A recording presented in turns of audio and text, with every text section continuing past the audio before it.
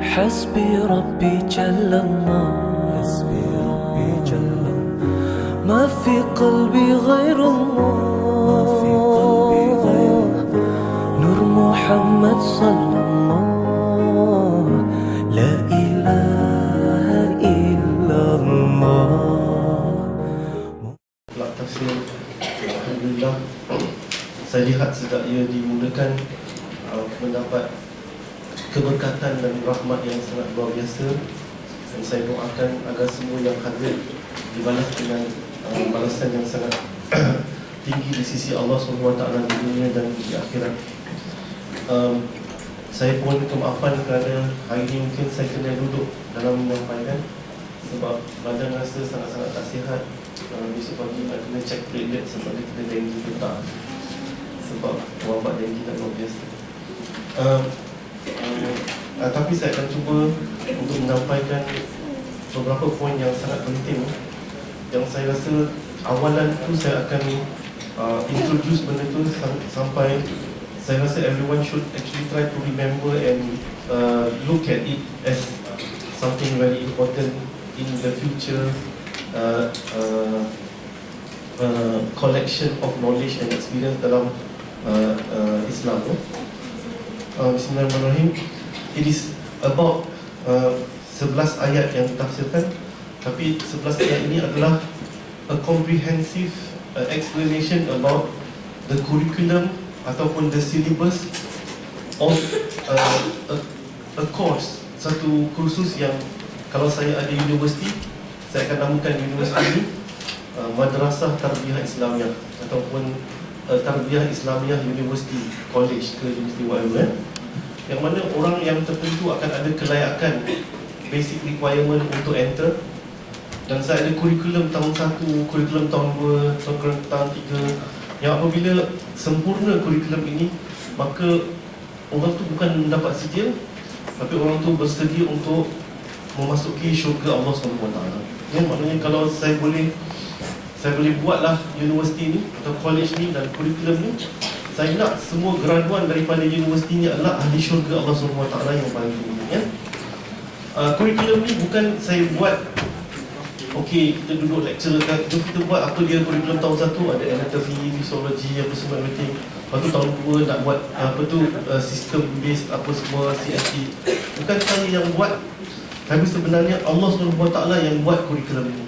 Cuma benda tu tersusun dalam satu madrasah punya kurikulum yang sebenarnya yang telah dilalui dan dibina oleh Rasulullah SAW. Inilah dia Madrasah Tarbiyah Rasulullah SAW. Maknanya kalaulah madrasah ini atau college atau universiti ini hanyalah satu kurikulum yang berbentuk tulisan, iaitu Al-Quran dan kitab hadis, maka dia senang. Tugas Rasulullah, okay everyone, now I give you 2 books, you go back and read and you make a curriculum of it.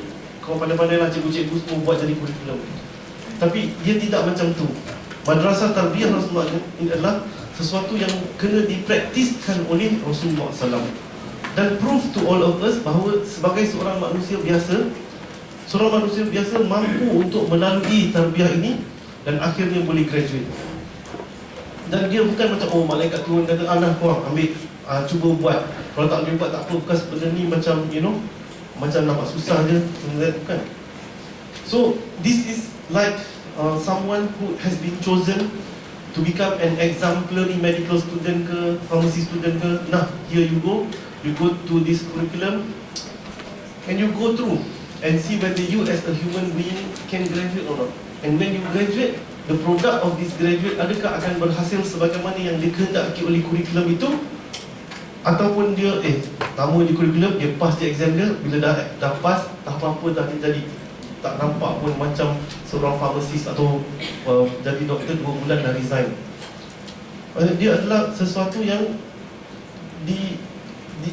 telah menyebabkan Rasulullah SAW diseksa, dibuang tai unta atas badan dia, yang diserang, diperang sampai jatuh gigi dia, berdarah dan luka dan hampir mati. Dan dia memerlukan kurikulum yang macam bukan teori kelas dia dah habis semua, tak. Dia memerlukan the clinical skills, the facts yang orang yang melaluinya hampir aku resign lah, kenapa buat medik dulu, macam hampir orang tu kecewa dan gagal dan apa semua, dan kemudian bina semula semangat dia. Dan ini adalah sebenarnya tarbiyah Islamiah. This is satu yang telah dan akan menghasilkan manusia. It's a proven and tested curriculum yang menghasilkan manusia.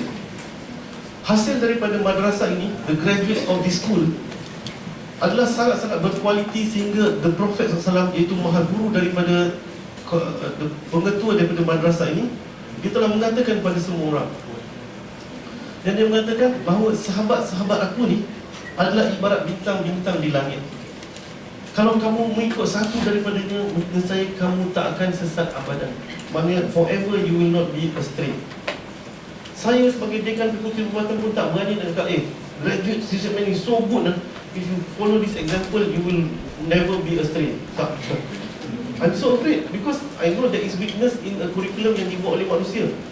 Tetapi curriculum yang dibuat oleh Allah SWT ini adalah curriculum yang 100% guarantee. Sampai pelaksana dia atau orang yang diutuskan Allah untuk menghasilkan graduan daripada college, university ini, berkeyakinan bahawa setiap sahabat itu seperti bintang di langit, dan in a dark night or need, you will never ever sesat. Dan you know the possibility of sesat di padang pasir adalah sangat luar biasa. Di mana if you pernah sesat di padang pasir, you will know how mad it is. Saya pernah sesat di padang pasir dalam 4-wheel drive, tak ada GPS, tak tahu macam mana nak kembali kepada jalan raya pun, main road. Allah Allah. I had a flight to catch and we were in Padang Pasir, and I don't know whether I'm going to go out of this in time for my flight atau tidak. And the suspense is so luar biasa. But if you follow satu daripada graduan ini, maka dia akan membawa kita kepada syurga. Itu yang paling penting. Sebab graduan yang dikehendaki oleh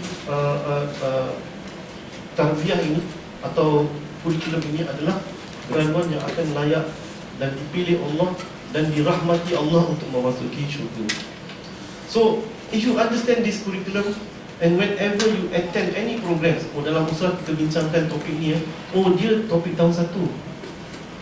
Saya pergi Twins of Faith dengan topik-topik ni. Ini topik tahun 2. Fit saya hadir daurah, ni topik tahun 3. You know where to place these topics so that you know what level of education you are in. Dia bukan kamu semua kena pass tahun 1 dulu, make sure baru naik tahun 2 atau tahun 2 naik. Tak. Some topics of tahun 5 boleh je diajar dalam tahun 1, which is what we do here. Early clinical exposure. Dulu tahun 4 baru nak kena masuk ni. You all dah benda tu dah expose tahun 1. Tapi all in all, when you complete the curriculum, you be graduate as a insan yang sempurna, yang dinamakan insan Rabbani. Dan ini adalah matlamat kepada curriculum ini, ya. It is not comprehensive dan saya tak akan elaborate every detail of the curriculum tonight, but I'm just giving alamat kecil sangat pada dia, a stage, a level of what the big topics are dalam curriculum. Okay?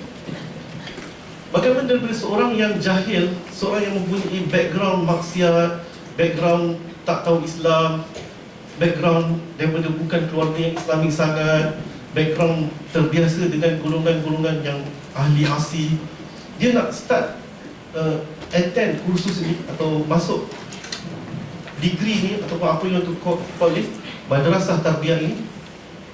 The curriculum yang pertama dan pencapaian kurikulum yang pertama itu adalah, pertama sekali adalah pembersihan daripada pemikiran jahiliah. Apa dia pemikiran jahiliah ni? Adalah anything yang akan mengkotorkan bekas. Saya boleh minum kan? It's mine lah. I need to drink because boleh kan? Bayar balikkan siapa yang akan dia lah bukan? Tapi tak minum dia nak lagi. Okay. Saya pas poster betul.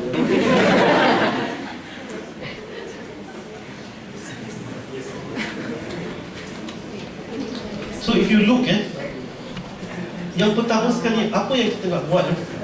Kita nak ambil hati kita yang kotor ni, bekas yang kita nak isi dengan iman dan Islam ni, kita nak bersihkan dia, bersih, supaya apa yang kita isikan nanti adalah takkan dicemari dengan kotoran yang asal dalam satu bekas. Logik je. Kita nak letak susu dalam satu cawan, tapi cawan tu penuh dengan kerak-kerak najis. Kita tukar susu, siapa nak minum? Betul tak?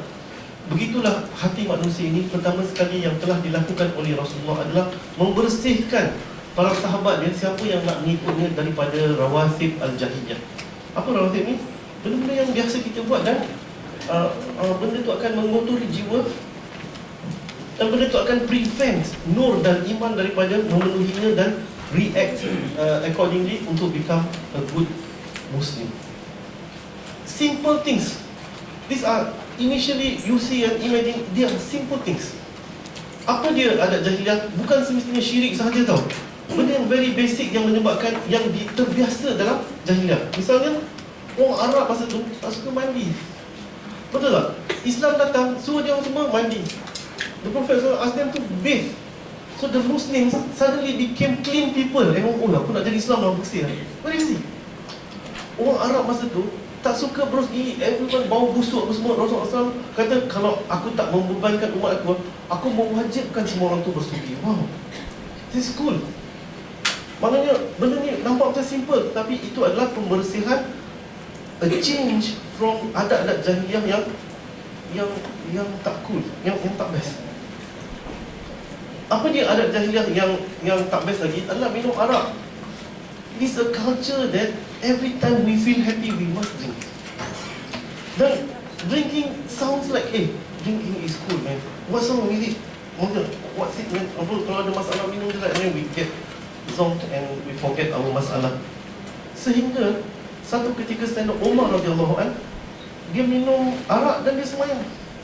Dan kemudian dalam keadaan dia semayang tu, dia baca qul ya ayyuhal kafirun la a'budu ma ta'budun wala antum abiduna ma a'bud wala ana abidu ma ba'tum wala antum abiduna ma a'bud wala ana abidu ma ba'tum. Tak habis pun. Orang abang kata apa ni semuanya tak habis. Because he was drunk. Dan setelah peristiwa itu berlaku dan Allah SWT masih lagi tidak mengharamkan arak. Dan Allah SWT mula je dengan turun dengan satu ayat, wala taqrabus solat wa antum sukara. Janganlah menghampiri solat sedangkan kamu mabuk. Bukan macam haram. Allah semua pay attention lah. Aku dah minum arak how many years since I was born? I don't know, maknanya long time. Suddenly dia ada hal. Tapi Allah kata okay, you can drink. Bukanlah cakap you can drink, but don't drink before you pray. Because nanti you jadi macam Sayyidina Umar, makmum panik lah, don't know when to end the solat. Maknanya because kuliah itu dia over and over again. Okay, so this is getting rid of rawatib jahiliyah. Dan apabila Sayyidina Umar sendiri menganggap bahawa ayat Quran itu menegur dia sebagai imam, maka dia telah berjumpa dengan Rasulullah SAW, mendahului wahyu. Dia kata, ya Rasulullah, bila lagi lah Allah nak haramkan arak ni? Dia sendiri yang minta supaya arak itu diharam, because it is not Islamic. It cannot happen. So maknanya Islam menurunkan syariat. Sebelum dia perintahkan sesuatu, dia bersihkan dulu bekas tu, supaya bila turun, wow, we are ready, we are good, I'm ready. Bila lagi nak haramkan arak? You know, bila Islam turunkan kurikulum tahun 2, kurikulum tahun 1, preparation, foundation program. When you are finished with foundation, tahun 1 bila kita nak ajar anatomy yang senang. The Prophet SAW, bila dia settlekan kurikulum tahun 1 itu pembersihan rawatib jahiliah ni, maka turunlah ayat Quran untuk mewajibkan orang wanita pakai tudung. Tahu? Dan apabila turun wahyu ni, ada ke orang perempuan ada mesyuarat persatuan wanita-wanita Islam? Tengok bila tarikh yang sesuai untuk kita mula memakai tudung, dan menunjukkan bulan Mac adalah bulan sesuai untuk kita mula pakai tudung. Tak.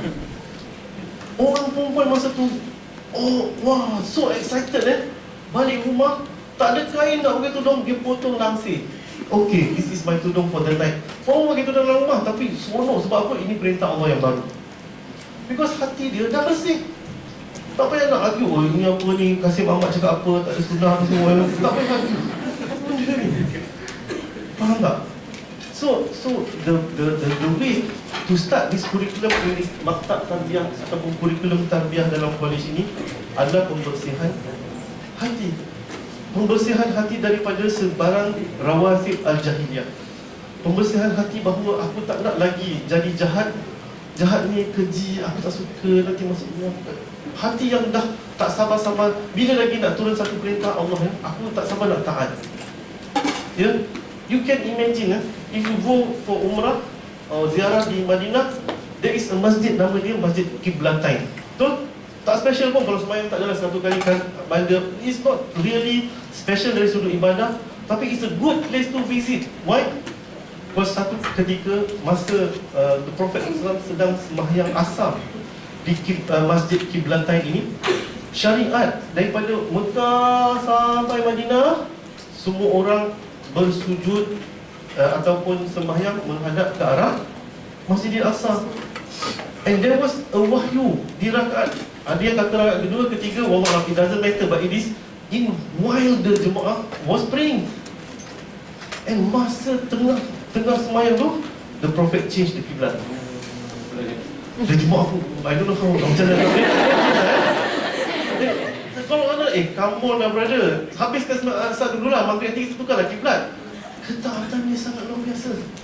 Tengah sembahyang tu, sebab ada wahyu kata tukar kiblat, tukar. Oh Allah, I cannot imagine how it happen. Kalau Rasulullah dia tukar tak apalah, dia pun cuma dia tak ada explain, dia tak ada movie, video apa. But why this happen? Because the madrasah ni telah menyediakan orang untuk memberi ketaatan yang sangat luar biasa. You just give me apa yang Islam nak, I do it now because I already love Allah. Lalu hati saya ni tak ada karat lagi. You pour in anything pure, I will fill the heart with this. You know, ketaatan kepada Rasulullah was so luar biasa. Pada hari Wida, I like this example. Subhanallah. You know, these are people who are ready. Kan? Dah 23 years be with the Prophet SAW. Dan hari Hajjatul Wida, everyone knew it was a Friday. And everyone knew the Prophet was about to give a khutbah. Tapi the Prophet kata, hari ni hari apa? Faham tak? Dia tanya sahabat, hari ni hari apa? Everyone kept quiet. Dan semua sahabat kata, Wallahu wa rasuluhu alam. Maknanya only Allah and Prophet know. Lepas tu Prophet kata, bukan ke hari ni hari Jumaat? Ya ya Rasulullah, ya. Why you all didn't say hari Jumaat? Because we were afraid ada wahyu turun dan tukar nama hari. Jadi hari betul? So they were so afraid that kalau dia cakap something else, dia kata hari Jumaat, sebenarnya Rasulullah tanya, takkan Rasulullah tak tahu itu hari Jumaat? Kenapa Rasulullah tanya? Bila Rasulullah tanya itu, mungkin je Allah dah turun satu wahyu, nama Jumaat tu dah tukar nama lain. Inilah ketaatan para sahabat itu. Macam mana dia boleh sampai tahap ketaatan ni? Sedangkan kita, Allah, all the question, kenapalah syariat ni macam ni? Kenapalah ni? Jom kita syurah dulu, boleh buat ke tak, apa semua thing. Jangan kata apa, ada tak fatwa yang longgar lagi, apa tak habis semua thing. We are still arguing on how kita nak taat kepada Allah SWT. Because we did not complete our foundation. Tak dapat CGPA 3.0. So, Allah, maknanya, we are not ready. Kita ni tak melalui kurikulum, we just listen here, listen there, and suddenly we listen, wah, berat sangat lah Islam ni, then we feel rebellious.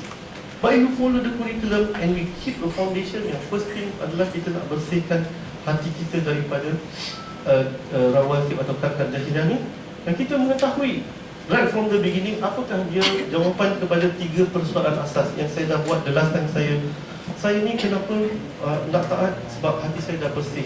Saya tahu di mana saya berasal dan kenapa saya diciptakan dan apa yang saya nak setelah saya mati.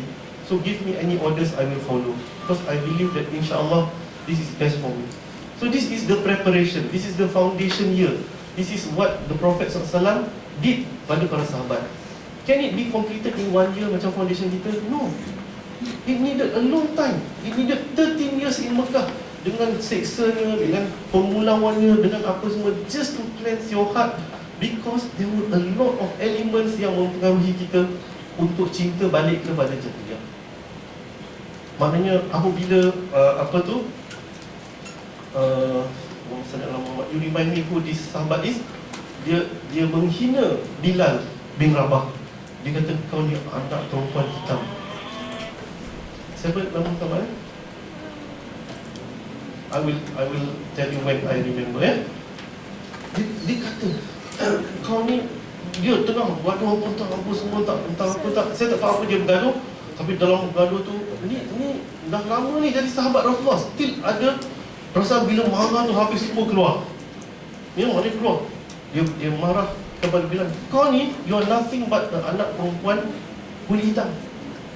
Rasulullah kata kat sahabat ni, kamu masih ada lagi rawasib jahiliyah dalam hati. You still have some problems with your heart. Maknanya this is like dia dah mau tahun 3 ke apa tu, foundation ada lagi subjek yang tak settle. Something like that. I minta maaf, saya cuba just try to simplify so that you understand. So maknanya ada ramai orang yang dah berperang dengan perang Badar dan sebagainya, still ada rawasib jahiliyah. Dan ada peristiwa-peristiwa dalam sirah yang saya akan quote insyaAllah in talks to come, bahawa mereka ni masih lagi ada foundation yang tak complete subjek dia. Maknanya apa yang berlaku setelah berlakunya foundation yang dah complete ni? Second adalah now the bekas tu dah bersih, dah tak ada karat jahiliyah lagi. Now we start filling it dengan good elements. Apa dia? The three basic things, iaitu Islam, iman dengan takwa. Ya? Apakah komponen Islam, iman dan takwa? First kali, to understand Islam, bahawa Islam ni adalah agama yang syumul, agama yang bersih dari mensyirikkan Allah, menjadikan Allah sebagai Tuhan yang semesta alam, menjadikan Allah sebagai satu yang diyakini bahawa dia akan membalas apa perbuatan baik dan perbuatan buruk kita dan sebagainya. Ya? Iman adalah sesuatu yang tak akan digugat oleh suasana. Saya akan tetap beriman dengan Allah. Saya akan percaya kalau saya tidak diadili di dunia, benda itu akan jadi best balik di akhirat dan sebagainya. Saya akan mendapat balasan yang sewajarnya. Saya tak akan kata, oh the world is unfair, why I do so many good things, I still fail my exam. Orang yang tak belajar pun skor semua, oh tak fair, mana ni Allah Ta'ala tak fair. Tak, kita meyakini bahawa akan berlakunya hari kiamat. Kita akan beriman pada Allah SWT dan kita akan meyakini bahawa everything will become as good as I want it to be. Dan kemudian kita naik satu lagi stage dalam madrasah ini. Kita jadi orang yang takwa. Macam mana? Saya dah beriman, saya tahu Islam kata apa yang halal, apa yang haram, dan saya akan jalan dalam kehidupan saya macam saya berjalan sangat teliti di atas jalan yang penuh duri dan ranjau. Saya akan make sure ini adalah description of taqwa yang telah diberitahu oleh Sayyidina Umar radhiyallahu anhu bila orang tanya dia apa dia takwa. So this is the main curriculum. Is it difficult? Yes. Does it take a long time? Yes. Dalam proses tarbiyah ni pun ada dia sahabat yang tersilap, takwa dia questionable, dah pergi keluar nak jihad patah balik semuanya. Yes. But ada exam je lah. Ada orang yang fail professional, kena repeat tahun, apa semua, whatever. Mana tapi at last dia graduate. Itu yang penting. Lepas orang dah ada iman dan ada takwa, the more difficult part happens. Apa dia? Berlakunya hijrah ke Madinah. Dan di Madinah is talking about organisation, about tanzim. Apa dia? For the first time in the story of the Prophet SAW, berlakunya daulah Islamiyah. Bila berlakunya daulah Islamiyah, Rasulullah jadi the leader of the organisation. People are tested. Boleh tak taat kepada Rasulullah? Kita nak syura. In everything we do, kita syura. Ya, dah habis peperangan Badar, ada tawanan perang, Rasulullah call for syura. I'm the leader and I can ask Allah, give me a wahyu what to do with tawanan perang ni. Tak, Rasulullah syura. Apa nak buat ke tawanan perang ni? Sayyidina Umar kata, bunuh je. They came here to kill us. Why are we letting them survive? Abu Bakar kata, no. You know, they can teach our children. If ada keluarga yang tebus, we can get money for them, man. So Rasulullah kata, oh, Sayyidina Abu Bakar, sounds good. Ini adalah syura. Belajar supaya bagaimana kita mensyurakan sesuatu. Dan bila keputusan tu dah diputuskan oleh syura, tak boleh cakap, aku punya pendapat tak diterima lah. Sebab aku dah pernah bagi hujah apa semua, Rasulullah tak terima. Tak boleh. Akhirnya Sayyidina Umar tak ada komplain kat Rasulullah. Ya Rasulullah, this was a bad decision. I disagree. Aku tak boleh terima lah ni syura. Tak. he learned to accept that this was the correct decision. Okay. Tetapi turun wahyu sesudah berlakunya syura ini, dan keputusan daripada wahyu itu adalah Sayyidina Umar yang betul. Sebab Allah kata tidak wajar kamu membiarkan hidup orang yang telah datang untuk memerangi kamu, untuk membunuh kamu. Tak. So Sayyidina Umar kata, tu aku dah kata Allah dah betul kan? Tak ada. Betul. The power of Umar, dia mendahului wahyu tau. Umar ni fantastic punya sahabat. His mind, his opinion sometimes comes earlier daripada wahyu tu. But dia belajar untuk bersyukur. Dia belajar untuk agree that other people punya opinion. When keputusan syura dah berlaku, finish lah. You know, it was difficult. I can show you, because one of the expertise that I learned adalah berkenaan dengan sirah. The detailed things about sirah that you don't know. What happened bila keputusan syura tidak terlaksana? Orang yang duduk di Jabal Rumah, tahu tak? Masa peperangan Uhud, dia about 100 of them. Syura kata apa? You sit there and you just pandangkan anyone who pass by. But when they saw everyone getting harta rampasan perang, they said, okay lah, syura punya syura, aku pun nak harta rampasan pula. Turun. And it cost the Prophet his teeth, his blood, and he almost died because orang yang melanggar keputusan syura. So, orang yang turun daripada bukit tu, dia punya takwa tak settle kan? Rawasib Jahiliyah dia ada lagi ke? They have gone through first foundation, first year, apa semua. Bila masuk clinical, ayo, koyak ni. You can imagine, the course is not finished. Kenapa orang tu turun? Is it because dia orang tu jahat? No. Yeah, okay, but dia turun tu because Allah nak bagi tarbiyah kat kita. This is part of the curriculum. You must listen. Because orang yang dah complete first year, second year, and third year, dia fail tau. Why? Because bila tengok harta, aku pun habis. I can be orang yang takwa, I can be orang yang beriman, aku akan jadi orang yang sangat takut kepada Allah. Tapi when it comes to harta, susah man. Susah. So this is a stage yang you can pass. I'm a good Muslim, I pray all 5 prayers every day. But when it comes to tanzim, you don't know how to berorganisasi. And when you fail this, you will fail the ummah. You will cause death to your leader. You will cause chaos to the ummah. Why? Because you betrayed the syura. Sometimes there are only a few people yang buat mistake, but the whole ummah is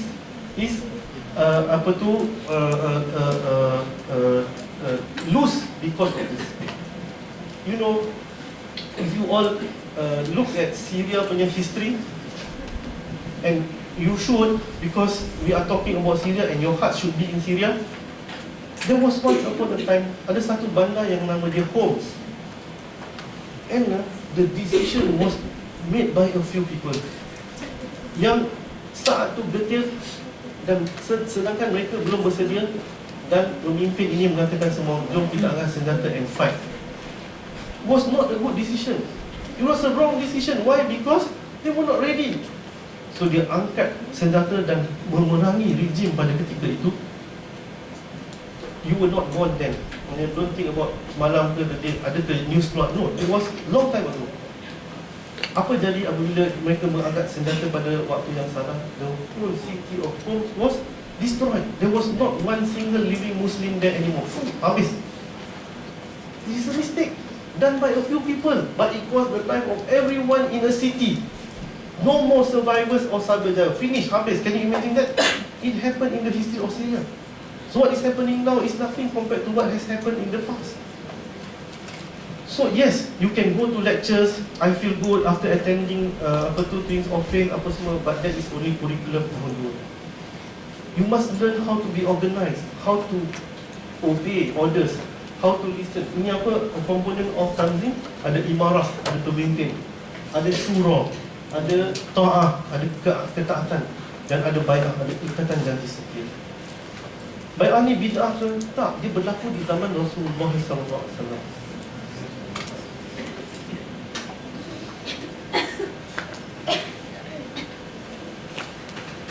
Apa dia yang berlaku?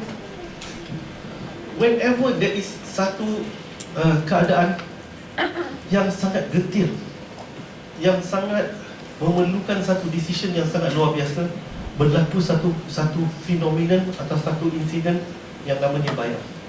Antara bai'ah yang berlaku adalah bai'ah Al-Aqabah. Satu, dan bai'ah Al-Aqabah 2. Why? There was a decision that is very important. The Prophet nak hijrah ke tak? Shall we go not to Madinah? Because I tried Habsyah, didn't work. I tried Taif, didn't work. But now is the third attempt. Shall we go not? So there was a bai'ah Aqabah yang pertama. Apa bai'ah Aqabah yang pertama? The people of Madinah kata, I will protect whoever you send, seorang da'i, and try to spread Islam here. See whether it works or not. Sebab Rasulullah hantar Ja'far bin Abi Talib ke Habsyah. It didn't work. Rasulullah sendiri pergi ke Taif, kena berlontar batu. But now, it's the third attempt. So Rasulullah SAW hantar seorang yang nama dia Mus'ab bin Umair. And see, I give you chance Mus'ab, you go with some of my people I assign to you. You go there for 2 years and see whether it is conducive or not untuk kita semua berhijrah. He came back after 2 years. Madinah was ready. Rasulullah, cool, we are going. Okay? So Rasulullah akan mempertaruhkan nyawa dia. He will leave his house, he will leave all the belongings, semua berhijrah ke Madinah. Berlaku satu lagi bai'ah, nama dia bai'ah Aqabah yang kedua. And I will go into details. But benda ni berlaku, memerlukan satu perjanjian yang sangat luar biasa. Aku bagi bai'ah, I will die, saya sanggup mati untuk mempertahankan ikat janji ini. So this is part of organisation. It is not dalam Quran apa semua lagi, tetapi it is not a syariah dalam Al-Quran, tapi diceritakan oleh Allah dalam Al-Quran. Laqad radiyallahu 'anil mu'minin idh yubayyi'unaka tahta asy-syajar. Cerita pokok yang menjadi saksi bai'ah itu pun disebut dalam Al-Quran. Sesungguhnya Allah telah redha kepada orang mukmin apabila mereka telah memberi bai'ah kepada kamu di bawah sebuah pokok. Ada orang sahabat yang bila Rasulullah dah wafat, dia pergi kat pokok tu, dia renew dia punya bai'ah sebab dia suka sangat that peristiwa. I will go into detail insyaAllah bila ada peluang. So what is going to happen? Kenapa kena ada this organisation? Because the nature of the syllabus, the semi-final year nanti tahun 4 ke tahun berapa ke equivalent in MBBS ataupun pharmacy, akan berlaku sesuatu yang sangat getir. Apa dia yang akan berlaku nanti? Akan berlaku pertembungan di antara Al-Haq dengan Al-Batil. People will be your enemies. People will not be happy with you. People will say, apa ni Islam dah makin powerful nampak, aku kena buat something. Okay? Dan pertembungan antara Al-Haq dan Batil adalah sesuatu yang mesti dan pasti. It is a curriculum wajib universiti. Mesti. Ada siapa yang beriman, dia kata, okey lah aku duduk kat rumah semayang, tak payahlah bertemu dengan orang jahat ni, dia orang dah masuk neraka, aku dah tak risau. Cannot. Because it is part of the curriculum. Dan curriculum ni, mana saya jumpa, bukan saya jumpa, banyak orang jumpa, it is in the Quran. And you just sit back and reflect and think. 2/3 of the content of the Al-Quran adalah berkenaan dengan Al-Haq versus Al-Batil. 2/3. Ada tak dalam Al-Quran kata, okey, Zuhur 4 rakaat, Asar 4 rakaat, benda ni boleh settle outside. Kasih Ahmad dia tak sembahyang sebab dia tak percaya hadis. But tak ada ayat. It is more important untuk ceritakan bagaimana Nabi Musa, dia tampak orang mati, and then Fir'aun nak attack dia balik, dia lari, apa semua. These stories are all expressed in detail dalam Al-Quran. Macam Yusuf, orang yang handsome, dicampak dalam perigi. Lepas tu dia punya adik-beradik tipu, tunjuk darah kambing. Yusuf is a surah yang every ayat itu is a detail of really detailed drama of what really happened in his life. Macam tak boleh ke Allah Ta'ala summarize, please read surah Yusuf, reference dia kat mana-mana. Kenapa? Banyak ayat Quran detail. Sampai dia koyak dia kat belakang ke kat depan, orang terpotong jari. Ya Allah, nampak macam detail sangat. But Allah make it very very important to tell you this story. Ya, dalam surah Yasin, wirid surah Yasin, wah tak boleh lalu malam mengamalkan surah Yasin. Juga berlaku cerita berkenaan pertembungan di antara Al-Haq dengan Batil. Bagaimana 3 orang Rasul diutuskan kepada satu ummah dan they fail all the 3. Rasul tu dah lalui kurikulum foundation, first year, second year, third year dia lawan dengan Batil, mati, finish, die. Kan? Macam mana ayat tu? You are not helping me. Wadrib lahum matalan rajulan. Betul? Rajulaini. Ambillah perumpamaan. Wadrib masalan ashabal qaryah.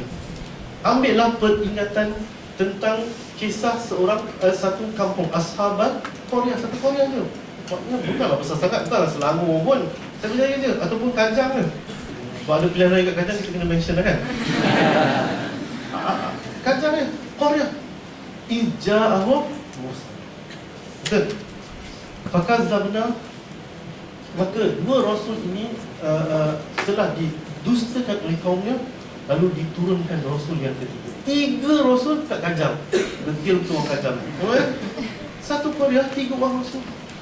Tu pun mereka kata kat rasul ni, kamu ni buat celaka daripada hidup aku. Kalau kamu tak berhenti dakwah, aku akan bunuh. Macam mana dia kata? Nanti kita buat tafsir Yasin pula Sehingga 3 orang rasul tu tak berjaya mendakwahi rasul. Tu kurikulum yang ke nombor 4, pertemuan di antara al-haq dengan batil. Apa jadi bila 3 rasul tu tak berjaya dalam pertemuan al-haq dan batil? Waja'a min aqsal madinati rajulun yas'a. Datang seorang yang bukan rasul, tapi seorang pemuda yang datang daripada hujung Madinah kota, datang dengan bergegas-gegas yas'a. Qala ya qaumi ittabi'ul mursalin. Berkata dia kepada kaumnya, ikutlah rasul-rasul yang 3 orang ni. Ya, ittabi'ul mursalin. Ittabi'u man la yas'alukum ajran. Ikutlah 3 orang yang tak minta upah pun. Ceramah kena bayar RM500 sejam. Tak ada. La yas'alukum ajran. Wa hum muhtadun, sedangkan mereka itu mendapat petunjuk. Apa yang berlaku dalam pertemuan al-haq dengan batil ini? Semua orang yang dalam al-haq mati. Termasuklah orang yang datang bergegas daripada ujung kota tu. Tiba-tiba tak ada lagi cerita, dia dah mati. Dia tak mati, tahu-tahu episod babak yang kedua dalam drama tu, dia dah masuk syurga dah. Dia kata qala ya qaumi ittabi'ul mursalin.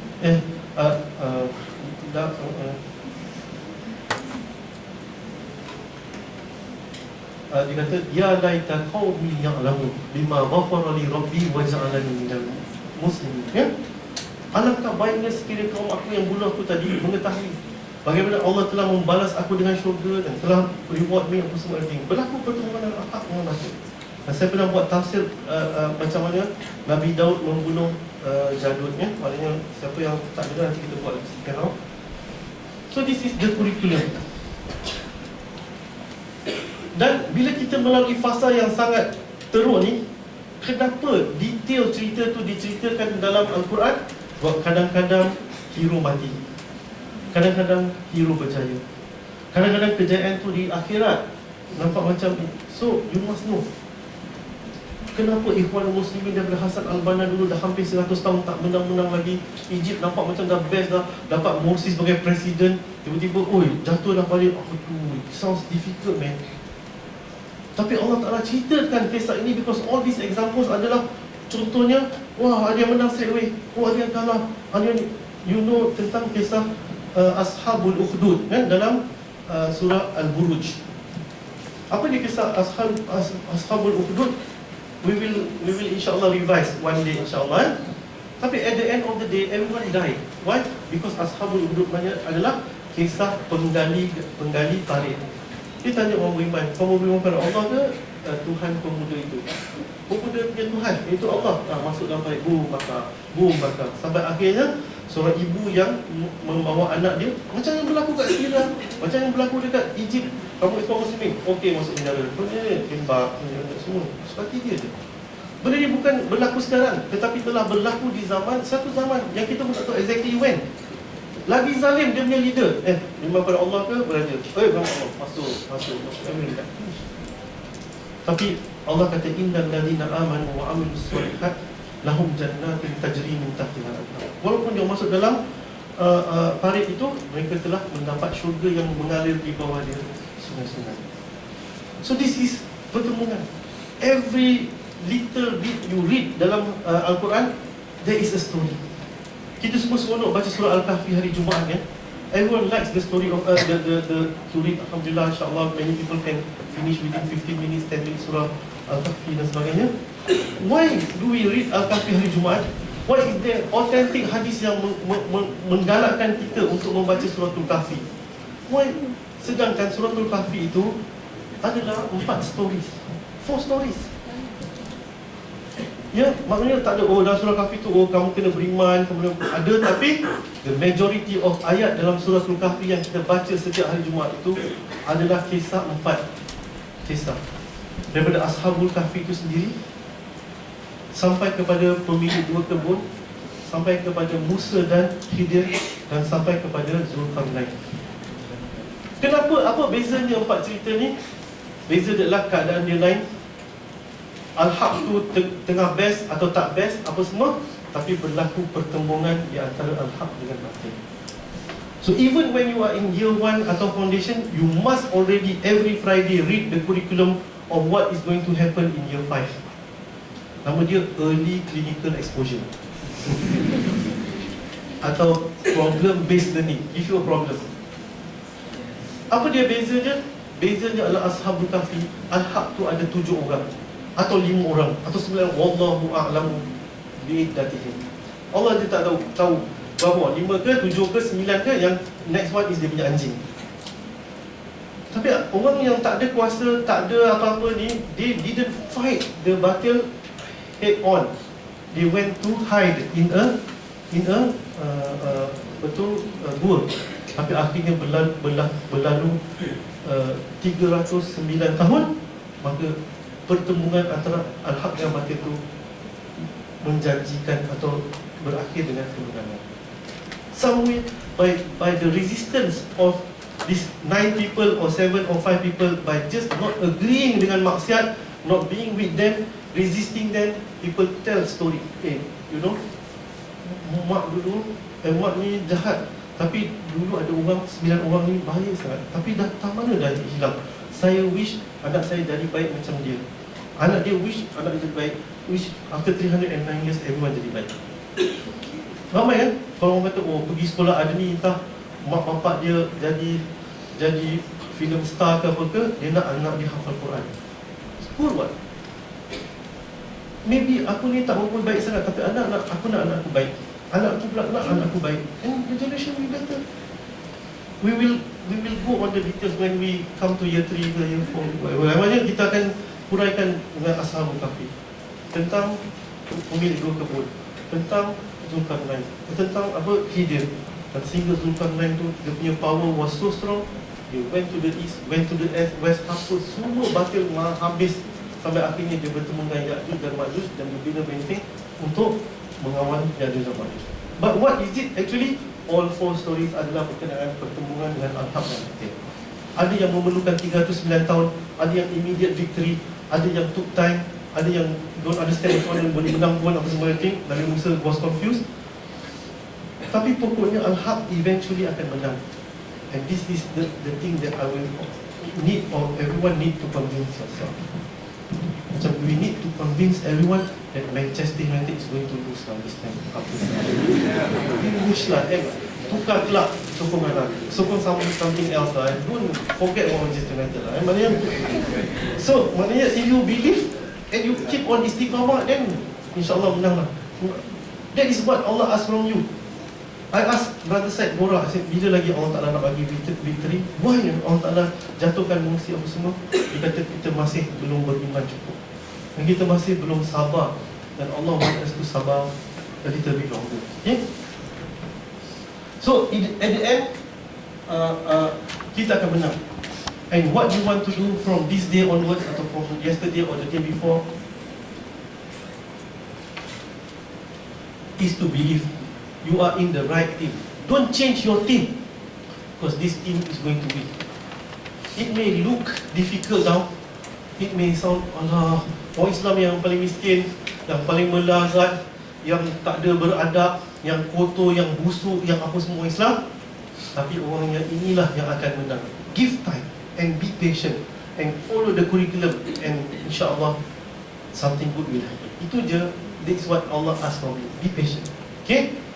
So let us go through ayat-ayat ni very fast and see how ayat ini boleh explain to us about this curriculum in brief. Dia tak ada detail, in brief. Bismillahirrahmanirrahim. Ayat ni bermula dengan ayat 100. Ya ayyuhallazina amanu in tuti'u fariqan minal ladzina utul kitab yaruddukum ba'da imanikum kafir. Apa dia warning daripada Allah SWT? Bersihkan diri kamu daripada rawasib jahiliyah. Dan apa benda yang boleh influence you to be jahiliyah back again after you beriman? It is orang-orang yang disebut sebagai ahli kitab. They say that they got Taurat, they say they got Injil, but they will influence you. This is best. And this is true or not? Yes, because everything that you feel trendy nowadays adalah datangnya daripada orang-orang yang daripada Kristian dan Yahudi. I feel if I drink Coke, wow, cool. Because apa, the Yahudi tell me that it's good. And I feel I'm rich. Orang yang miskin minum Cactus. Orang yang kaya sikit dia minum Coke lah. Bukan main lagi kita semua cakap, oh McD ni jangan sumbang, dia akan sumbang kepada Yahudi apa semua. You just go and pass by a McD, you will see people berlonggok-longgok untuk pergi beli McD. You can't influence them because their mind is set that ahli kitab tells them that it's good. Especially go Monday morning because there is an offer breakfast RM1. In case you don't know, yeah? You can. Of course, the resistance is winning a little bit, but you can't say, apa ni orang ni beriman tapi still contribute to McD. Despite all the Facebook, Twitter and apa-apa email yang kita hantar, people still go because it is so cool that I feel I cannot live without McD. We have a lecturer yang every time dia datang ke, you don't ask who she is, maknanya datang faculty of medicine meeting mesti bawa Starbucks. Dia bilang kata, Starbucks ni haram. Oh, tak bawa lagi. Nak bawa lagi untuk jangan minum Starbucks pun susah. Dia tak kat sini. Maknanya tak mana tak ada samfani iklan dan samfani info kata Starbucks ni masuk sambabi ini lah apa semua. Takut tak jadi minum. Okay. So despite ini adalah surah Madaniyah, habis dah pasal Mekah, sahabat yang diturunkan ayat Quran ni dah pergi dah peperangan Badar, and yet there are some rawasib jahiliyah in their hearts, sehingga Allah Ta'ala kata, ya ayyuhallazina amanu in tuti'u fariqan minal ladzina utul kitab, wahai orang yang beriman, sekiranya kamu mengikut sebahagian daripada orang yang diturunkan dia kitab daripada Yahudi ke Nasrani, yaruddukum murtad, yaruddukum ba'da imanikum kafir. Murtad, dia akan memurtadkan kamu daripada beriman setelah kamu beriman ni menjadi kafir. Dan Allah Ta'ala kata, how can wa kaifa takfurun wa antum tutsla alaikum ayatullah wa fikum rasul. Macam mana kamu masih lagi nak ikut Alkitab ni sedangkan ayat Quran is revealed onto you, still ongoing. Kamu boleh lagi nak ambil daripada ahli kitab. Why?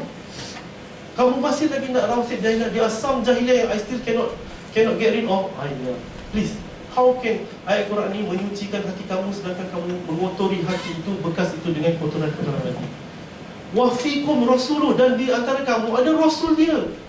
Kalau kita ni Rasulullah tak ada dalam kita, bukanlah kata okey ada excuse, tapi maknanya Allah Ta'ala tak just put this in a question. How can Rasulullah is within you also, you go and kafir balik ke? Please tak. Why you go and murtad? Why you go and ikut sanad karat jahiliyah ni? Ini adalah pesanan daripada Rasulullah. Wa man ya'tasim billah, barang siapa yang berpegang kepada Allah SWT, faqad hudiya ila siratil mustaqim, maka dia akan diberi petunjuk kepada siratul mustaqim, jalan yang lurus. Kurikulum nombor 1. Now, apa dia kurikulum nombor 2? Ya ayyuhallazina amanu ittaqullaha haqqa tuqatih wa la tamutunna illa wa antum muslimun. Ada tak ayat Quran yang lain yang ada kalimah iman, takwa dan Islam semua dalam satu ayat yang pendek? This is the magical ayat. Apa dia? Ayat ni ditujukan kepada orang yang beriman. Ya ayyuhallazina amanu. You look at ayat Quran, semua ayat Quran yang ya ayyuhan nas diturunkan sebelum peperangan Badar. Is as though Allah belum lagi mengiktiraf orang yang bersama Rasulullah itu sebagai orang yang beriman. Masih lagi tak cool, tak cukup iman dia. Maknanya foundation lagi, tak masuk tahun 2. Tak boleh cakap ini student MBBS atau BFAM, tak boleh. Sebab foundation lagi, bila dah brother. Bila dia dah peperangan Uhud, peperangan Badar, maka revelation after that bermula dengan Ya ayyuhalladzina amanu. Bermakna Allah sudah mengiktiraf para sahabat yang telah berperang yang peperang Badar sebagai orang yang beriman. Ya? So maknanya betul-betul dah dapat CGPA 3.0, masuk degree. Okay, aku MBBS student BFAM, maknanya MPAT, BHMS, now I'm doing degree. So ayat ni diturunkan pada orang yang dah survive 13 years, dah pergi Uhud, dah pergi Badar apa semua, tapi still as though the lecturer is telling you, everyone yang dah masuk degree ni, I'm still not happy with your performance lah. You kena bertakwa dengan sebenar-benar takwa. Apa jadi bila para sahabat dengar ayat ni? Ya Allah, balik went into acute pathological depression. Betul, I don't know what it is called, tapi everyone went into depression. People jadi masam, minum tak makan tak kenyang, mandi tak basah, tak cakap lagi to each other. I'm depressed. It's as though what I have done now is still not enough to be good to Allah SWT sendiri. You know, everyone stopped talking to each other. Everyone went into depression lah. You know what it is? Reactive depression. Then that's how maknanya they receive this ayat. Kita baca langgar lah, budak pun tak faham. Dia depression.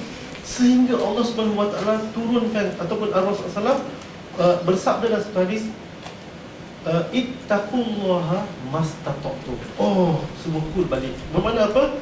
Bertakwalah kamu kepada Allah sedaya upaya kamu. Okay, fine, I will try. Barulah orang went out of depression. Because this ayat is so strong. Ikhwati nak ittaqullaha haqqa tuqatih. Kita dengar masa sembahyang Jumaat sambil tidur. Bila orang dah kawat, bangun balik. What did he say? Tak, I don't know.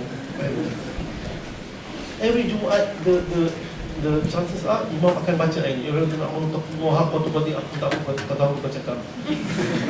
But it's a reminder that your curriculum is incomplete unless you complete this exam or this criteria called bertakwa. And all our ibadah adalah tujuan dia adalah untuk mencapai takwa. Ya ayyuhalladzina amanu kutiba alaikumusiyam kama kutiba alal ladzina min qablikum. Kenapa? La'allakum tattaqun.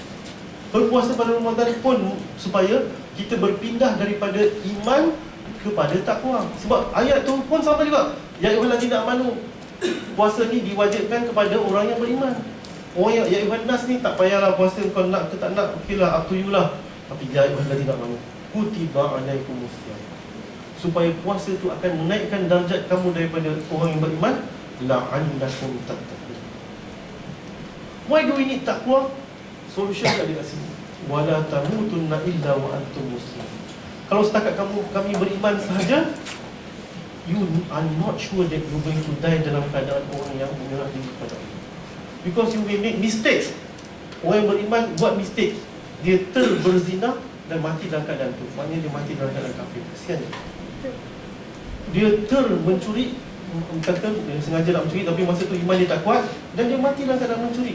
The Prophet SAW said, orang yang mati dalam keadaan melakukan maksiat, dia tidak mati dalam keadaan Muslim. They are not Muslim when they died. How I wish kita boleh ditakdirkan macam orang yang mati dalam keadaan sujud dekat surau, dekat mana Sungai Pangkas kan. But we are not sure. At any time kita kena berjalan macam kita berjalan di atas jalan yang penuh duri dan ranjau, because we can die anytime, and we want to die in the time yang kita ni masih beriman kepada Allah SWT. Tak nak a slip of the tongue, a slip of the amal. Mati masa tu, aduh. Ada tak orang macam tu? Ada, sebab the Prophet SAW said, ada orang yang beramal dengan amalan ahli jannah. Ini hadis yang ke-4 dalam Arba'in, sehinggalah jarak dia dengan jannah itu tidak lain melainkan sejengkal.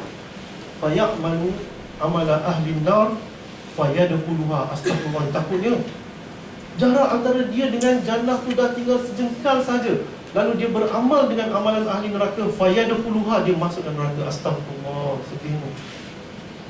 Please, there is no insurance or guarantee that kita akan mati dalam keadaan Muslim, melainkan kita sentiasa bertakwa kepada Allah SWT. That is the only insurance. That is the only guarantee that we will try our best when we die nanti, which is I don't know when, we are in the blessings of Allah SWT. This is curriculum nombor 2. Setelah kita berusaha untuk menjadi seorang Muslim, seorang bertakwa yang best, apa semua everything, then comes the challenge. Are we able untuk bertanzim or not? Are we able to sit together or not?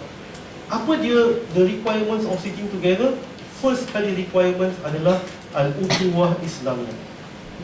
Sebab tu the biggest organisation in the world is called Al-Ikhwanul Muslimin. Apa dia? Orang yang bersama. Ya, the brothers, the Muslim brotherhood. Kenapa? Ya, wa'tasimu bihablillahi jami'an wala tafarraqu. Maka berpegang teguhlah kepada tali Allah bersama-sama dan janganlah kamu bercerai. Wala tafarraqu. Wazkuru, ingatlah satu ketika ni'matallahi alaikum, nikmat Allah ke atas kamu. Id kuntum a'da'an, ketika kamu satu masa dulu a'da'an, bermusuh-musuhan. You were killing each other. And this was the story of Aus dan Khazraj. You know, kalau kita ni jahat sangat pun tak beriman pun ada tak kita pernah buat dosa killing each other? But they were people who were really so jahat, they started killing each other. I was not my anak kena bertik je, aku bunuh bapak dia. No mercy at all. And this was the people of Aus dan Khazraj. Il kuntum a'da'an. Tapi apa jadi dengan iman tadi, dengan takwa tadi? Allah Ta'ala, ni'matallahi alaikum il kuntum a'da'an. Apa Allah Ta'ala buat pada orang yang beriman tadi? Fa'allafa bainahum. It is magic from Allah. Kerana innamal mu'minuna ikhwah. This is magic from Allah. Allah will throw into your hearts when you get rid of rawasib jahiliyah, when you beriman, when you bertakwa, Allah Ta'ala akan hadiahkan kepada kita satu anugerah yang masuk tahun 3, iaitu berukhuwah. Iz kuntum a'da'an fa'alafa baina qulubikum fa'asbahtum bi ni'matihi ikhwan. Lalu kamu semua menjadi ikhwan muslimin. Namanya kamu bersatu, ya. Wa kuntum ala syafa hufratin minan nar. Kamu semua ni dah ada di tebing nak masuk lubang neraka dah. Fa'anqadhakum minha, lalu Allah telah menyelamatkan kamu daripada. Macam mana? Allah Ta'ala make you brothers and sisters and berukhuwah. Kadzalika yubayyinu Allahu lakum ayatihi la'allakum tattaqun. Begitulah Allah menerangkan kepada kamu ayat-ayatnya, semoga kamu mendapat petunjuk. So orang yang dah bertanzim dan bersaudara ni, apa dia nak buat lepas dia dah bersaudara dah? Oh, I love you, you love me, I semua, we are cool. Reflective diary, I'm so happy I got brothers and sisters.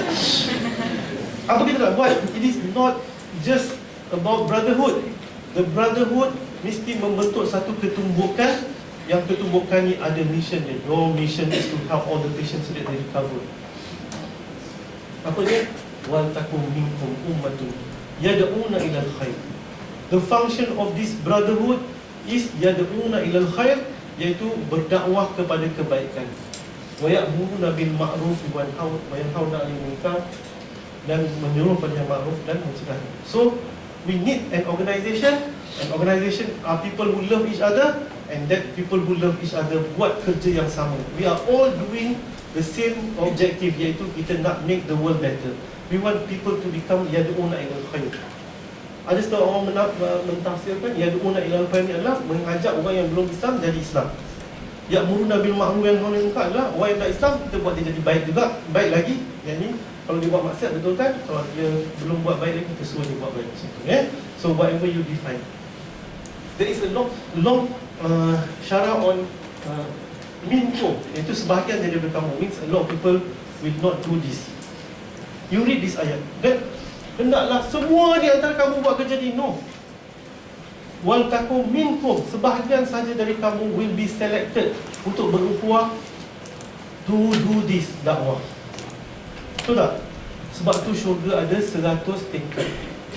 If you want to enter jannah and duduk sebelah pintu dia, okey lah, saya nak masuk syurga asalkan tak masuk neraka, okay fine. You actually can maybe survive if you don't reach the stage of year 3 or year 4, tak masuk clinical, buat jadi pre-clinical lecturer. Boleh masuk syurga. All you need untuk masuk syurga adalah melakukan segala yang wajib dan meninggalkan segala yang haram. Tapi you just get level the lowest and by the side of the door. You don't get into neraka. Okay, I'm cool, I'm not ambitious, I don't really think I want to go atas dengan Rasulullah SAW untuk bidah, aku tak nak. Asalkan aku tak masuk neraka, okay. Bukan okay lah, tak best lah kan. Tapi maknanya some people would like to do that. Sebab tu Allah kata wal takum minkum, ada sebahagian dari kamu yang will go up to another stage. Because after they have become a good mu'min, muttaqin apa semua, they will need to do something else to become better. Jangan masuk syurga saja tapi nak masuk syurga Al-Firdaus, we talk about this already. Then you have got to do dakwah. You got to make sure you have got to do dakwah. Why? Because if you live in a society yang sangat ramai orang jahat dan you tak buat dakwah pada mereka, dia akan pull you into hell. You are so close to neraka. You are so close to neraka that some people yang maksiat akan pull you. There's no guarantee. So might as well buat dakwah to secure your position higher up. Kalau jatuh pun turun satu darjat saja, tak terus masuk neraka. If you can imagine it that way. Janganlah quote saya tapi I'm just putting it in a pictorial form so that we all understand it. Okay, there are people who choose, I don't really want to be so terror sangat lah, but it's not right. Because every day dalam doa kita kata ihdinas siratal mustaqim. Apa dia siratal mustaqim itu? Siratal ladzina an'amallahu alaihim minan nabiyyin wasiddiqin wasyuhada wassalihin. Mana duduknya empat golongan ni? It is in this position. It is the highest of Jannah. This is where they will be. But why you pray in Al-Quran, you want to be like that and then you don't work for it, is pengkhianatan kepada doa yang kita doakan. It's wrong. Ada tak dalam setiap kali kita baca Fatihah tu berlakunya pertemuan antara al-haq dengan batil? Ada. Why? Because immediately you don't just say ihdinas siratal mustaqim, full stop. Dan kita sambung dengan siratal ladzina an'amta alaihim. Dan kita tak stop lagi. Kita kata siratal ladzina an'amta alaihim ghairil maghdubi alaihim waladdallin. Bermakna every time kita baca Fatihah, kita mengatakan bahawa that is going to be orang jahat dan orang baik. Aku nak jadi orang baik, aku lawan orang jahat supaya aku tak jadi orang jahat. Every time. Fatihah tak stop at siratal ladzina an'amta alaihim. Full stop. I just want to become a good person, that's it, finish. But you continue to say ghairil maghdubi alaihim. Siapa maghdubi alaihim? Orang yang Allah Ta'ala benci, which is orang Yahudi. Waladdallin itu orang-orang Nasrani, our greatest enemies. Ahli kitab yang kita baca dalam ayat pertama tadi. So when you do this, what will happen? Manusia akan terbahagi kepada dua. Immediately, once you start to make dakwah, then the community is divided. Ini orang baik, ini orang jahat. Siapa dia orang baik itu? Wala takunu kalladzina tafarraqu wakhtalafu min ba'di ma ja'ahumul bayyinat wa ulaika lahum azabun azim. Jangan kamu jadi golongan jahat. Saya tak nak join Manchester United, the Red Devils. Maksudnya the losing team. Maksudnya because immediately when you do dakwah, immediately when you enjoin right and you forbid evil, the society will be divided. Ini orang yang baik dan ini orang yang tak nak ikut kita dan menentang kita. Hey, you were cool man when you just prayed and make doa and go for umrah. You were cool. Why you start to make problem and you start to make dakwah to me? I'm now your enemy. There is another face to your life already. Kan? So then wala takunu kalladzina tafarraqu. Janganlah kamu menjadi orang yang memecah belahkan. This is the immediate thing that will happen. Akan ada pemecah belahan antara kita. Alladzina tafarraqu wa ikhtalafu, dan bercanggah. You are right, I'm wrong, I don't care, you are min ba'di ma ja'ahumul bayyinat, setelah datang kepada mereka bayyinat. Maksudnya setelah Rasul buat quietly, orang semua sembahyang tahajud at night semua for 2 years. Dakwah tu was underground, cari dia orang yang okay. But after 2 years of dakwah Syria, dia panggil semua orang pergi kat bukit dan dia tanya, adakah nantinya kalau aku kata dekat belakang bukit ni ada ketumbukan perang yang akan menyerang kamu, kamu percaya tak pada aku? Percaya. Maka aku mengisytiharkan kepada kamu bahawa Tuhanku adalah Allah, akan berlakunya hari kiamat. Kita semua kali ada, oh, finish. That was the time that he created enemies. Now the people are divided. Why? Because min ba'di ma ja'ahumul bayinat. Bila bayinat itu diterangkan je, mereka, I don't like, this is my enemy. Muhammad ni dah gila dah, dia ahli sihir, apa semua itu. Okay? Is this my curriculum? No, it is what has happened in the time of the Prophet SAW. Then Abu Jahal showed his colours, Abu Lahab showed his colours, apa semua. Before that he was called Al-Amin. Before that he was a good man. Before that I trusted him. But now I don't like him anymore, because he's a threat to me. This is the nature of perjuangan. I have to fight him. I got to get rid of him. Get out of Mekah. Go to Madinah. Aku tak suka tengok kau lagi. I don't like you to be around. Like that. Sedangkan dia lah orang yang paling best, yang paling mulia, pijat semua tak mati. Kan? Why? But this is the nature of the curriculum. One day you will need to prepare yourself that people will not like you. But you don't create enemies. You try to, kata Hasan Al-Banna, people throw stones at you, you drop them fruits, which are sweet. And eventually you will win. Yeah? Apa dia golongan yang terpecah tu? Yauma tabyaddu wujuhum wa taswaddu wujuh. Ada dua jenis manusia. Satu hari nanti di hari kiamat akan ada orang yang dibangkitkan muka dia putih. Putih tu tak tahu macam mana, tapi orang tak kata tabyad. Wujuh wa taswaddu wujuh, dan akan orang yang akan dibangkitkan muka dia hitam legam. Very dark and black. Fa'ammal ladzi naswaddat wujuhum, orang yang dibangkitkan muka dia tu hitam, akan disoalkan, akafartum ba'da imanikum, adakah kamu kafir setelah kamu beriman? Fadhuqul adzaba bima kuntum takfurun, maka rasakanlah azab di atas kekafiran yang kamu telah kerjakan. Wa ammal ladzi nabyaddat wujuhum, sedangkan orang yang dibangkitkan dengan putih melepak, cantik, indah dan sebagainya, fafi rahmatillah, di bawah rahmat Allah SWT, hum fiha khalidun, mereka akan kekal dalam. So you decide which team you want to go. Bangkitkan gelap, ini bukan gelap as in hitam, but Allah Ta'ala punya way to describe, ataupun nak bangkit sebagai orang yang putih bersih wajah. Wa ammal ladzi nabyaddat wujuhum fafi rahmatillah hum fiha khalidun. Apa dia conclusion dia? Tilka ayatullahi natsluha 'alaika bil. Inilah dia ayat-ayat Allah yang telah diterangkan kepada kamu bilhaq, dengan kebenaran. Wa mallahu yuridu dzulman lil alamin, sedangkan Allah tak nak berlaku kezaliman ke atas alam seluruh alam. Allah Ta'ala bukan nak siksa orang, bukan. But it's the nature of the curriculum, the nature of the syllabus dalam universiti ini, that eventually akan berlaku these events. And let kita terangkan benda ni masa foundation lagi, supaya nanti masuk year 5 tak terkejut. Tilka ayatullahi natsluha 'alaika bil haqq wa ma Allahu yuridu dzulman lil 'alamin.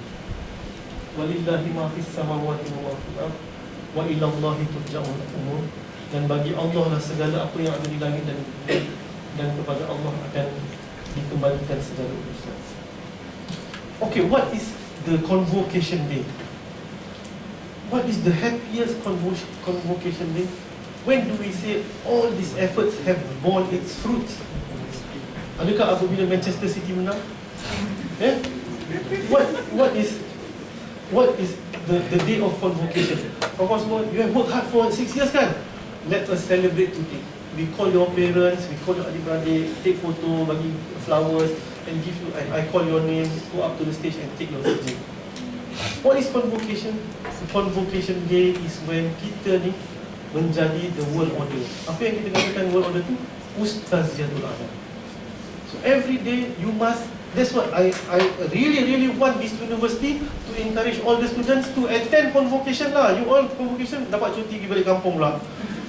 You must see your seniors, how happy they are, how happy their families are, because it is convocation. Because it's the day that you've been waiting for all this while yang you struggle, menangis, depression, nak pergi, nak cuti lah, nak apalah, whatever, nak quit the program lah. That day, when you go and take your sijil lah, you forgot all your miseries. Wow, cool man, it's PICC and I'm here to get whatever. People call me doctor, I got a title already there. Apa semua itu. People respect me. That is convocation. Dan adakah Allah Ta'ala cakap di syllabus ni without telling me about the convocation? Tak. Because Allah will make us victorious. Apa dia? Ayat yang terakhir pada malam ni. Kuntum khairu ummatin ukhrijat linnas ta'muruna bil ma'ruf wa tanhauna 'anil munkar wa tu'minuna billah. The whole curriculum is concluded in your sijil convocation. Why? Kita dulu beriman pada Allah kan? Yes. And I reward you today. What? You are the best of nations. Kuntum khairu ummatin. What is your job? Ukhrijat linnas. You are now overseeing the whole mankind. You are the boss. You set the trend. You set what tudung to wear today. What type? Ni tudung awal punya season. Then tudung Wardina punya season. Then everyone follow you. Because you are khairu ummatin, people follow you. Even Playboy punya model pun tak pakai tudung because it's cool. I don't know whether she'll be a Muslimah or not lah, but people feel pakai tudung is cool. What's wrong with that? Kan? So one day, your convocation day, you will see when you walk, when you drive, when you, wow, everyone is so cool. Islam is all over. You breathe Islam in the air. You walk Islam. You be proud. Wow, saya tutup aurat. I'm cool. Everyone wants to follow me. Saya cakap bahasa Islam. No one kata saya ni sesat, pembangkang, apa. Saya lah sekarang ni pentakdir. Because why? Saya ni sekarang dah jadi Ustaziatul Alam. Will this day happen? Wallahi, it will happen. You must believe and you must wait. You must wait and wait and wait until it happens. But surely it will happen. Tak akan berlaku hari kiamat melainkan peristiwa ini akan terjadi. Wallahi, this is your convocation on earth. You will get something much better in life. Ya ayyuhallazina amanu, we talk about this dalam surah As-Saff. Apa dia? Jannatin tajri min tahtiha, jannatu ada, apa semua, everything semua. You will get all this. Kita semua will get all this. Tapi Allah Ta'ala kata, wa ukhra tuhibbunaha nasrun minallahi wa fathun qarib. Something that you will like better. Bukan better lah, you will feel better. Why? Dekat dunia lagi kamu akan berjaya. Apa dia? Nasrun minallah, pertolongan dari Allah. Wa fathun qarib, dan kejayaan yang hampir. Itu di dunia lagi dapat. So what do I want to die as? Wallahi, you know, if I'm trying to make myself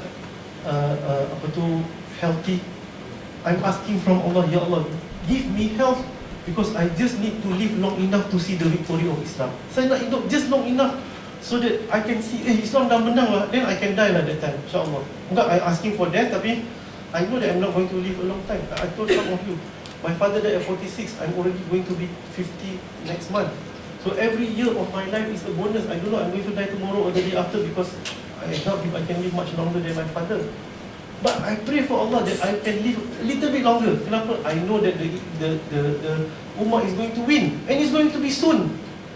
Some predicted the Khalifah is going to be in 2030. You just try to be healthy and take care of your cholesterol. I said, Ya Allah, I want to live until 2030 lah to see the Khalifah. Some predicted, Sheikh Ahmad Yassin predicted that the Khilafah will exist in 2026. Why they come out with the figure, I don't know lah. No mathematical conclusion lah. But they calculated that, you know, the signs of victory is going to be soon. Saya nak live long enough to see Manchester City menang. Manchester United kalah. Tak pasal lah. So I pray. I ask my parents, my patients who are like 50, 60, kata doktor, saya ni usaha je lah, kalau mati saya dah okay dah, macam I live my life. I said, no, you should try to be healthy. Why? Because the Ummah is going to win, and you need to live slightly longer to see the victory of the Ummah. Please, we want to live, I want to meet Allah. Ya Allah, I was victorious on the earth, please give me Jannah, because you know, you were victorious in the earth, give me the victory in Akhirat. So you set these targets, and if you allow yourself to set these targets, I always conclude with beautiful objectives. And that's why we all should pray for each other and dream that we will achieve, insyaAllah. Wallahu a'lam. Aku lupa lihada wa astagfirullahaladzim. Wallahu Rasulullah a'lam. Wabillahi taufiq wal hidayah. Wassalamualaikum warahmatullahi wabarakatuh.